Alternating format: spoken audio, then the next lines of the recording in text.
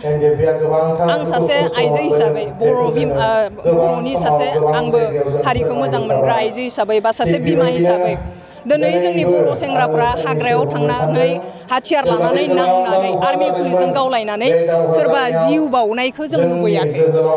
दिनै बर'फ्रा आन्दलन खालाम गोबां मानसिया बे आन्दलनाव गोबां सेंग्रा सिख्लाफ्रा माने मुंख्लं जालांबाय, जिउ खहा जाबाय। दिनै हिसाब खालामनो थाङोब्ला हयथ' जोङो बै PTC आन्दलननिफ्राय लानानै दिनैसिमहालासै दिनै बेसेबांबा रोजा रोजा बर' सेंग्रा सिख्लाया जिउ बावबाय। गतिके बे परिबेसखौ बा दिनै जोंनि सेंग्रा सिख्लाफ्रा आरो आर्मि पुलिसजों गावलायनानै जिउ फोजोबना लानायखौ जों मालाबाबो लुबैया।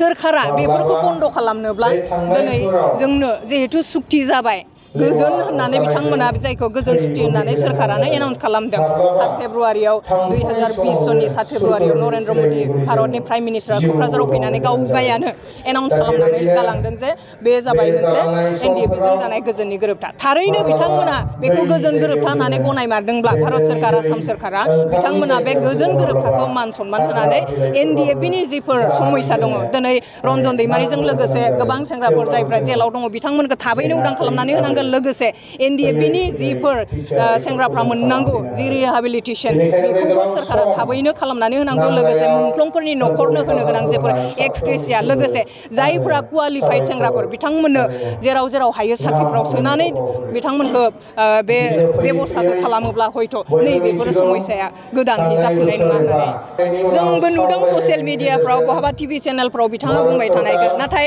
प्रेक्टिकेलि मा मावमारदों जों दिनैसिम नुवाखै ब्लेक एन्ड व्हाइट। गतिके बिथांमोना जुदि मावमारदोंब्ला जोङो बेखौनो लुबैगोन जे थाबैनो जाहाथे बिथांमोनखौ जेलनिफ्राय दिहुननायनि बेबस्थाखौ खालामो। लोगोसे NDFनि जिथु रिहेबिलिटेसन बेखौ जाहाथे थाबैनो बिथांमोना मावफुंनानै होयो। लोगोसे मुंख्लंफोरनि न'खरनो जिफोर होनांगौ दङ बेफोरखौ जाहाथे बिथांमोना होनायनि बेबस्थाखौ खालामनानै होयो।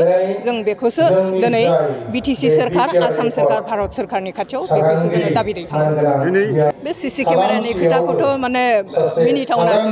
दिनै गासैबो जायगायाव CC केमेरा थायाबो जानो हागौ आरो बिथाङा जि जायगायाव रायलायदों, जायजों रायलायदों बेखौ बहाबा CC केमेरा थानाय जायगायाव रायलायनांगौ बा पाब्लिकनो खोन्थाजोबनांगौ होननानैबो जों बुङाखै। खिन्थु जायफ्रा दिनै NDFनि क'अर्डिनेसन कमिटि दङ बिथांमोननि दिनै एक्स NDF इउनाइटेड फराम दङ, NDFबि वेलफेयार दङ, एक्स NDFबि वेलफेयार ससाइटि दङ, बिथांमोननि जायफोर लिडारफोर बिथांमोनजोंबो जिरायनानै जुदि बिथांमोना बुङोब्ला जे नै बेखिनि जाबाय, जोंहा बेखिनिखौ जों मावबाय, गतिके बारा सम नांलिया, बेफोरखौ बिथांमोननो जुदि फोथायनानै बेबायदि मोनसे आन्डारस्टेन्डिंआव खामानि मावोब्ला निस्सय जोंबो बुजिगोन, मोनथिगोन। नाथाय जों बेबायदि प्रेक्टिकेलि दिनैसिम बे नुवाखै।